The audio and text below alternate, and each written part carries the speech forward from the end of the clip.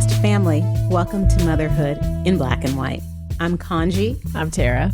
In this episode, we are going to talk about mom circles, friendship, faith, and fun. All of these great things. I am really excited to welcome a guest to the show who is a friendship guru, basically, right? Yeah, I want to know why there wasn't a friendship guru around 10 years ago when I needed one. I needed one my entire life. I think I've always struggled to find girlfriends, right? You know, I had two brothers growing up, and I've always found I had a lot of things in common with growing up with boys around. But even though I went to an all-girls school, I found that there was sometimes always a disconnect there. Yeah. And it's gotten so much harder since I've been a mom. Yeah. We moved here to the Dallas area when Roman was 3 years old. So everyone here knows me as Roman's mom. And very few people here know me from who I was before conception. Remember, BC, before child. That's right, BC. So we have our life BC, and BC, I was a real cool mom. I was a cool person. Right. And then here it is AD after delivery, and I'm just Roman's mom, AKA the fun killer is what he calls me this week. He's like, you're just no fun, mom. I said, you should have known me in the 90s. I was a fun chick. I brought the fun, okay? Yeah. So on this episode, we're going to bring in Emily Siegel, who is a friendship coach, and she's going to share with us some tips for building mom circles. Let's talk a little bit about Emily before we welcome her to our show. Emily Siegel is the host of the Connected Mom Life podcast. She has been married to her life partner, Mike, for 11 years. And like Tara and me, she's also a boy mom. And she has two little ones at home, 7-year-old Robbie and 3-year-old Sam. Emily originally hails from Minnesota, but currently lives in the Dallas Metroplex, not too far from us. And she got here by way of Philadelphia. Emily's passionate about helping moms create villages and support systems and building and sustaining authentic friendships.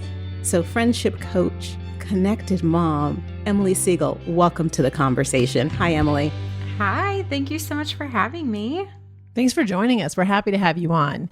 Yeah, I'm pumped to be here. The first thing I need to know, because I'm very curious, is can you tell us a little bit more about what led you to become a friendship coach? Like how you came up with that? Yeah.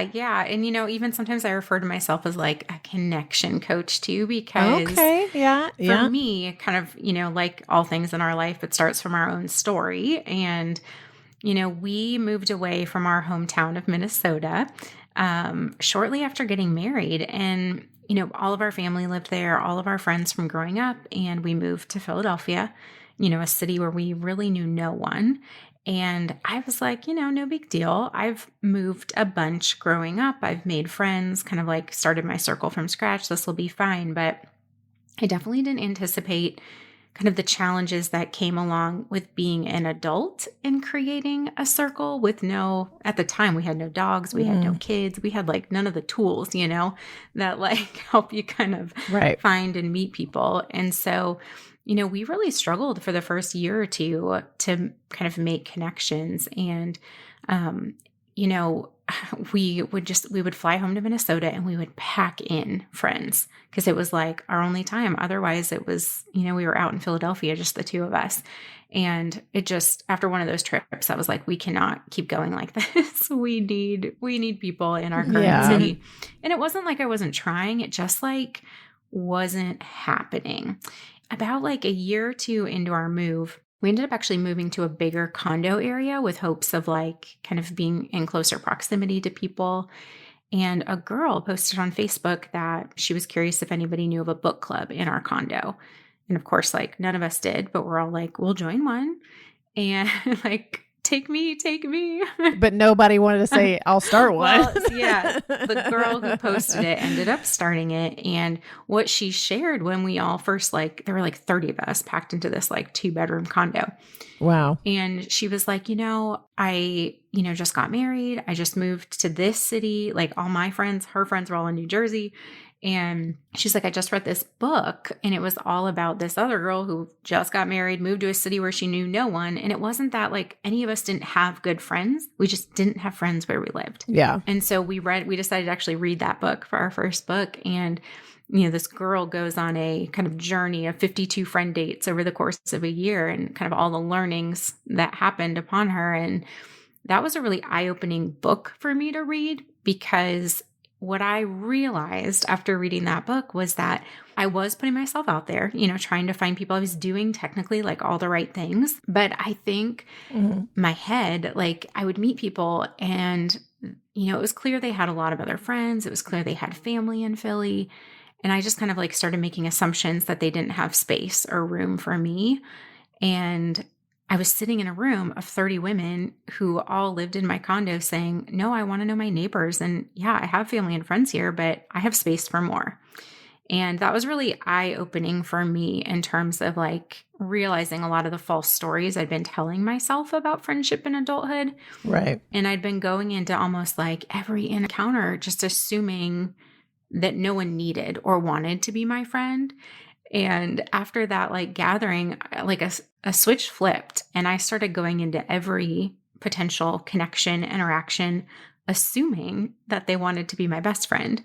And that obviously wasn't always the case, but that energy that I brought, that confidence that I brought, like it just, my network exploded after that. And so that is really kind of what brought me to this place of realizing, oh my gosh, we have so much baggage that we carry around friendship that I don't know that we even realize until it like isn't happening for us. And we kind of just assume it's us, when in reality, it's hard to navigate friendships in adulthood. And there's not really a handbook. There's a lot of advice on dating, but not a lot on, female friendships, adult friendships. Right. It's hard to navigate friendships in adulthood. I think there's an added layer of challenges when you are establishing friendships with motherhood, because we are not only trying to build friend circles, we are also building our kids' friend circles. So when you moved to the Dallas Metroplex, you moved with an infant son. And tell me and share with us what it was like then to build your friend group in another city as an adult, how some of the challenges you faced when you first moved to the Dallas area. Yeah, I mean, I hit the ground running when we landed, literally. Our plane landed and we checked into like an extended stay hotel for the week before we were going to close on our house. And on day 2, I was at a meetup of new moms. And it ended up actually being at this girl's house. And they were like, wait, what? You like are living in a hotel right now? And just like, I'm like, look, I don't have time to waste. I have no family here. I need friends. We're gonna make this happen. Yeah. Yes. Yeah. So I was definitely more aggressive about it the second time around. And, it's not to say that it wasn't without its challenges. I feel like my situation is maybe a little unique in the sense of I ended up staying home with my kiddo for the first 15 months of his life. So I like plugged into all the stay-at-home mom circles really quickly. And that was great. But then when I went to work, oh my gosh, it was like a disaster all over, because I was like, okay, well, that's okay. I'll make like mom friends at work. Well, I ended up starting work at a startup company where I was the oldest one there at 32. And, like we had a keg in the office, like there were no moms. Just not exactly what you were looking for. It was a different kind of connection and it was fun, but it was not filling up necessarily that like mom friend cup for sure. Yeah. Emily, I mean, let's get to the question that I keep asking myself as you're talking is, I mean, it is so important, right, for us to have those friendship circles. Why do you believe that friendships and creating those friend groups are so important for moms? Oh, yeah. I think it's because motherhood to me, I don't know what your experiences have been, but I find it has been like one of like the most rewarding jobs, but also one of the hardest jobs that or identities that I've taken on, Yeah. And I do think that moms are superwomen, and I do think we can do it on our own. I think we can go at it alone, but it's not fun. It's hard. And it's just so much more fun with friends that help us not get lost in motherhood, not get lost in that identity or lose the other sides of ourselves. Yeah. And I mean, gosh, there's so much that I do think is really hard about motherhood. And it's so nice to commiserate, because when you do that, you're like, oh, okay, I'm not crazy. Great. Right. Okay. And you just feel so much less alone. No, I agree with you. I just had that exact same conversation with a friend at lunch today, and we were talking about, she's a working mom too, and we were talking about the whole mom and working mom and fulfillment. Mm-hmm. She's like, kids do make everything harder, but it is really rewarding. She goes, but man, it's tough. Yeah, and we get to points where moms are everywhere. We know that there are moms everywhere, but how do we start to navigate who is going to be a good friend fit? You advocate fiercely for the fact that these friend groups and villages don't just happen. They have to be designed. So can you maybe walk us through how a mom can design her village from the ground up? Yeah. So I think a lot of us, assume that friendships just happen, and they can, and sometimes, and often do. Sometimes it goes really slowly, and other times we find ourselves in circles where we're like, oh, shoot, how did I land here? These aren't necessarily my people. And yeah. So I definitely really advocate for moms to take a much more intentional approach as to how they design their circle so that ultimately they can have it faster and really, be connected to the types of friendships that they most crave. And so really where that starts in my work with moms is I really encourage them to do an audit. And that's not just like an audit of their current friendships, but asking themselves like, okay, well, what do I have? What do I not have?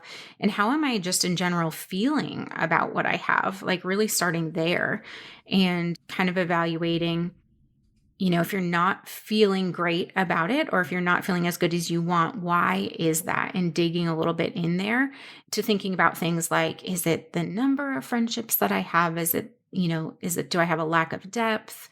Going back to when I was in a startup, working at a startup, I had great stay-at-home mom friends, and I had, just fun work friends, but I didn't have working mom friends. So I was craving like a type, of friend. Yeah. And then are you just missing consistency and time to actually be with your friends? Or are you feeling like the feelings aren't mutual and you're missing kind of that mutuality? So like really digging in and understanding, how are you feeling? What do you feel like you have? What do you feel like you don't have? What do you want more of? And once you know that, that's when you can be intentional. You can start, going to the types of places where you might invest to find different connections if you find that you're in need of more, or it's that you need to invest differently into some of the relationships that you currently have. For most moms, it's usually some sort of a combo. But I preach this all the time as moms, like our time is so limited. And going the let it happen approach is just, oh my gosh, it might take too long. And then, one of the biggest ingredients of friendship is that consistency piece. And so if we're showing up, but we're showing up inconsistently or in the wrong places, it's just going to be like a really slow and frustrating, creation process. So those of us who have a lack of time availability, how would you suggest that we create this consistency with our friends? Oh, yeah. So I am really big on batching my life. And so I, batch a lot of things like my calendar, my meal plans, all that. And so I actually have a similar approach for friendship. So like if you do step back and kind of, say, all right, these are the types of connections I really want to invest in, then it is looking for space on your calendar where you can do that. But like, let's say you've got kind of a group of friends that you just want to get to know better. I highly recommend creating a space for that to happen consistently. So whether that's saying, hey, moms from school, like, we get together like once a month. That's super fun. What do you say we just like put it on the calendar for every other Thursday?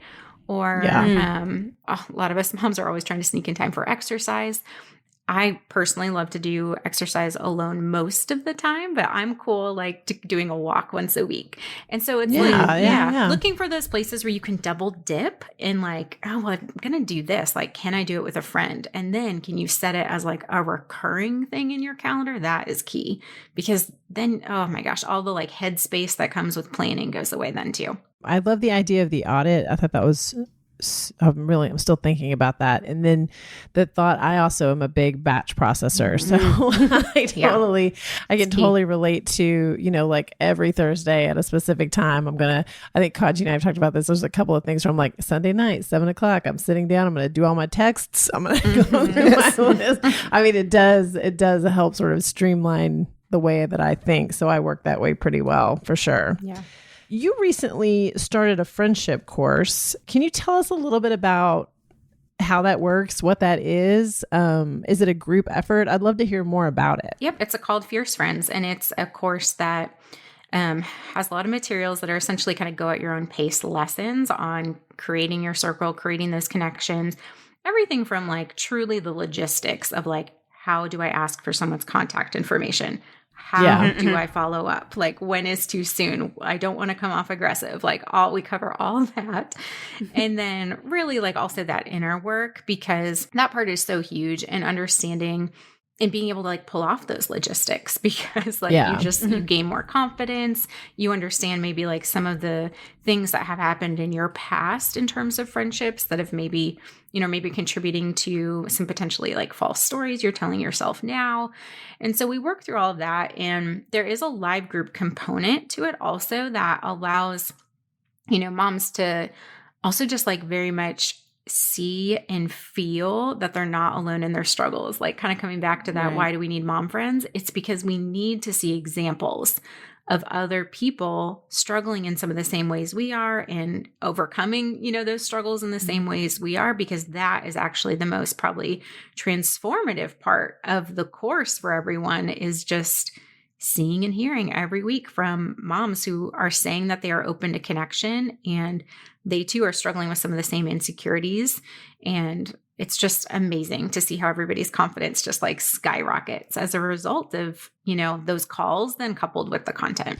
Yeah. When you were saying, reaching out for the logistics, reaching out for asking somebody for contact information. I mean, I have nightmarish stories of the vulnerability of being in my 20s and navigating, making new friends and being like, why is it so hard to like date for friends? Yeah. Well, and that's and it kind of seems like that's what it is. And I'm going to pretty much date myself, but usually when you think about dating, you think it's the man that's making the first move. Right. And so these are things that men are generally comfortable doing. It's they know when to call someone, how to get the number, how much time to give them. Right. But it seems like in the Fierce Friends course, these are things and tools that Emily is showing us how to do for our friendship groups. Yeah. And training. I mean, I think even when I go to networking events for work, I struggle with this. Like, I'm not even there to make friends. I mean, I'm there to make friends, clearly, but not like in the same way. I'm looking there to make contacts or, find relationships that are mutually beneficial. And it is hard to like, hi, my name is Tara. I mean, oh my gosh, it makes me shake just thinking of it. And I'm a grown woman. So Emily, what kind of advice would you then offer to someone like Tara, who may have a fear of being vulnerable in those situations, and like me too, like you just is afraid of kind of opening herself up and sharing her story again, at 40 something years old, starting from the beginning and letting people know everything about us. How would you, what kind of advice would you give to us? Yeah, I mean, I would definitely do a little bit of reflecting about like, why does it feel hard? Like, what experiences have you had in the past that has made it, feel hard? And also just kind of like identifying what the fear is. A lot of people talk about like, oh my gosh, it's just so awkward, even those networking events.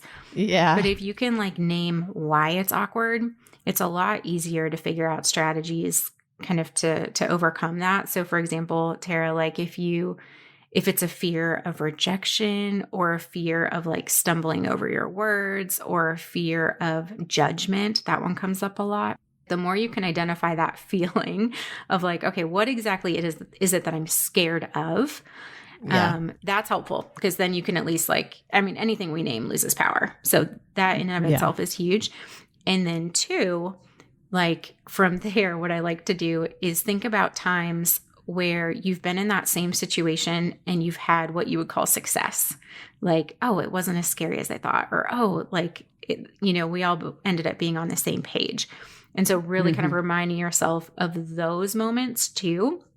Yeah. And then my third kind of strategy that I go to is affirmations and speaking them.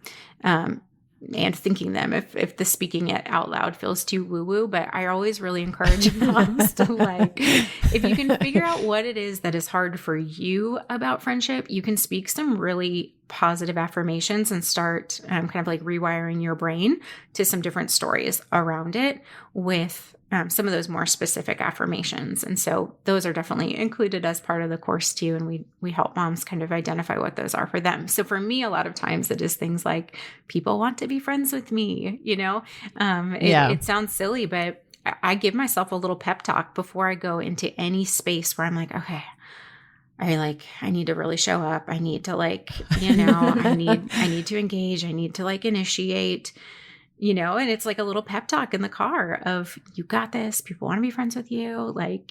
People are drawn to you. It's good. Yeah. And it works wonders. I do that with some people. I made Kaanji be my friend. She doesn't know how this happened, but it was on me. I just knew that one day she was in my life and she just never left.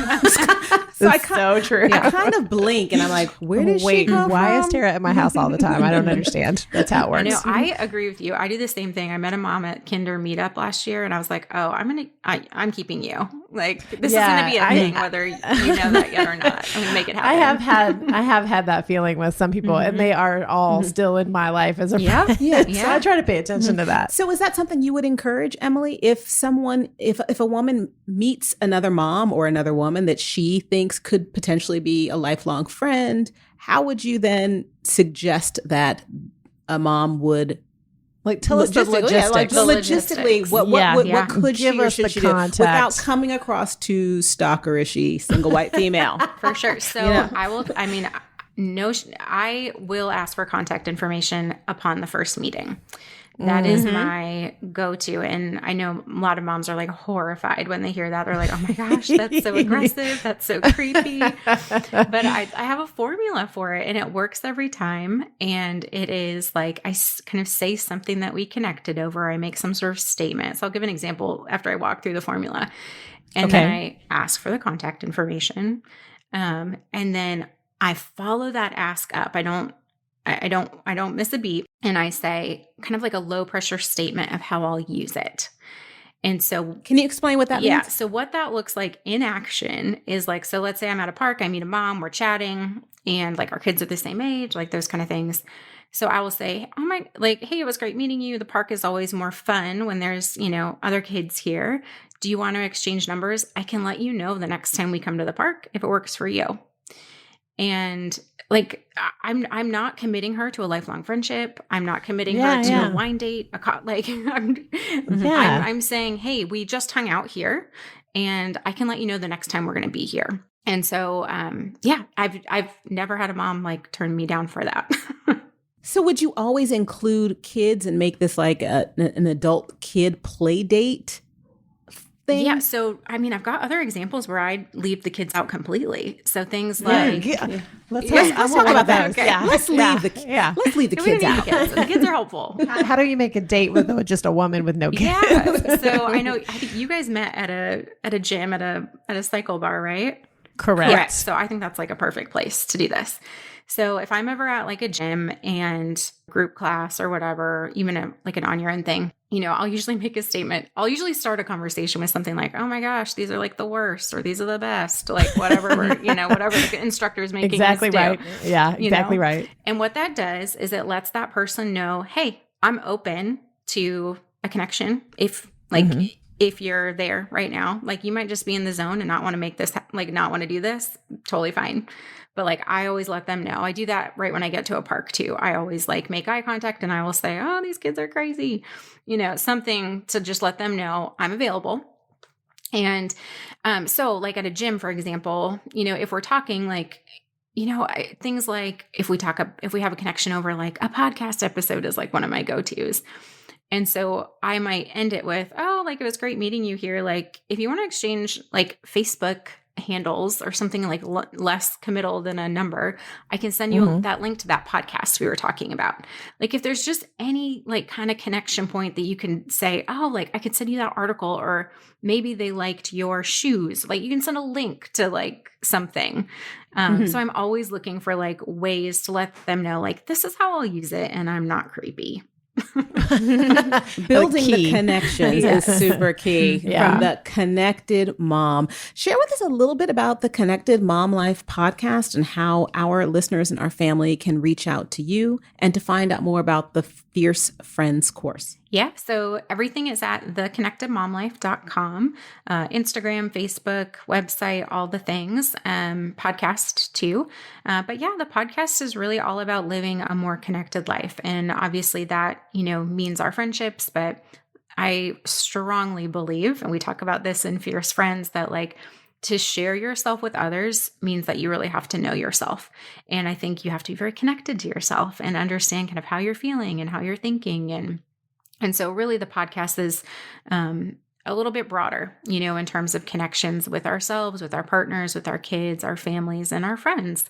And I'm hoping that it's an encouragement for moms. It drops every Monday, and it's kind of my little passion project. Well, we loved having you on, Emily, and we were both big fans of your work. Thank you so much for coming to talk to us today. This has been a great conversation. I can't wait to go back and write some of this stuff down and look at it myself. Before we let you go, can you tell us, just for fun, what's something you're really excited about right now? I literally bought a new computer 2 hours ago. Nice. And so I am just like a little kid in a candy store with my new little MacBook Pro. Nice. Yeah, I'd been having some trouble losing some podcast audio recordings and issues with Zoom, which is where I hang out with my Fierce Friend mom. So Yikes. I was like, this has to stop. So I like headed to Best Buy over lunch today. So well, congratulations. Yeah. Good. You'll be setting that up all night, having fun with it. Yes, exactly. Awesome. And is there any TV show or series that you are watching or super into right now that you can share with Tara? Because she is the Tara's the one who has a lot of TV. She has the social life between the two of us. That's right. Well, I'm really a late adopter, but I have joined the Schitt's Creek train. Oh my God. It's so good. It's so good. I sped watched it, and then I watched all the behind the scenes interviews on YouTube. And then now I have to rewatch it because now I have context and background information and insider info that I have to see play out. So yeah. I hear you. Now, Kaanji actually watched that one. I did. I watched that one last fall, and on your recommendation, I also watched Ted Lasso. If you have not seen that, Emily, I highly recommend. Yeah. So good. I will. I'll give you actually a podcast to consider. It's called The Popcast. Okay. And it's it's a guy and a girl, and they talk about pop culture. And I was like, I don't need to listen to this. I don't really care that much about pop culture, but it turns out they have gotten me invested in pop culture. And so now I feel like I only watch the best TV because they greenlight shows at the end of every episode. And Ted Lasso, they greenlit. Schitt's Creek, they talked about so much. I was like, fine, I will watch it. I'll watch it. Yeah. Kaanji needs that because she's falling behind. Yeah, I'm behind. We need to give her a weekly primer so she knows what she needs to be watching. I think that would be perfect for her. Well, I will listen to you, Emily, because I trust your judgment. Tara, not so much. But trust me. But the she needed 3 recommendations on Ted Lasso before she would go with it. I tried to tell her she needed 2 more people to buy in. Yeah, because Tara, her taste in pop culture not so good. Anyway, one bad choice. Anyway, we digress. 3, 4. Yes, we do digress. We are going to let you explore and enjoy your new MacBook. We thank you for all of the tips, and we are going to include all of the information about how our listeners and our family can connect with you, the Connected Mom. Thank you for taking the time and sharing space with us and sharing some amazing tips on how we can increase our connections with friendships. Thanks, Emily. Thank you, guys. Performing the personal audit is something that I need to do because she raised really good points on understanding what it is that we're bringing to the table and what it is you're looking for in friendships. Yeah. One thing that I kept thinking about that I've talked to friends about recently, and even with my husband, is that, nobody can be everything to you. You can't have one person that like checks all the boxes. It's just almost impossible. And so I love the idea of doing the audit and finding areas like either where you're missing something so you can specifically go look for that thing, or, maybe even areas where you're doing really well and you want to strengthen that connection. Yeah. I think like for me, the hardest part of establishing new friendships and new relationships, like I shared during our conversation with Emily, is telling my story again. Yeah. Because now I have 46 years worth of history, and it's explaining who my family is, where I'm from, and, kind of what made me tick and who I am now. Yeah. Because I'm so much more than just being Roman's mom. Yeah. And I'm not the fun killer that my kid says I am. Well, and it's so funny, we get into these relationships and we want to show a person what we are all at one time. And I think one of the things that I've learned as I've gotten older is that it'll come with time. You know what I mean? Like, you don't have to lay it all down on day one. Like, they may not even get everything on day 22. Just a little at a time, you connect on this and then you connect on this. And before you know it, they know your story. But it doesn't have to happen in 5 minutes. No, yeah, that's really good. I think she raised some good points, and establishing real, authentic connections begins with establishing that connection with yourself first. Right. The inner work. Doing the inner work, and then being open to being vulnerable and learning about new people, and opening your friend circle to include as many people as you have room for or have the desire to have there. Agreed. And we obviously are opening up our friend circle to all of you listeners. We do it every week. We love having you here. We love making these connections with you. As usual, you can find us on all listening platforms. Wherever you're listening, make sure you follow us so you don't miss any upcoming episodes. We'd love to see you rate and review the podcast. We read every single one of those. And you can find us on Instagram at Black and White Momcast. Thanks for joining us. We are so happy each and every week that you have taken the time to connect with us. And we hope that we can continue these connections offline and also for many weeks, many months, and many years to come. With that being said, guard your health, mental, physical, spiritual. Open your hearts, open your minds, and take good care. We'll see you next week, podcast family.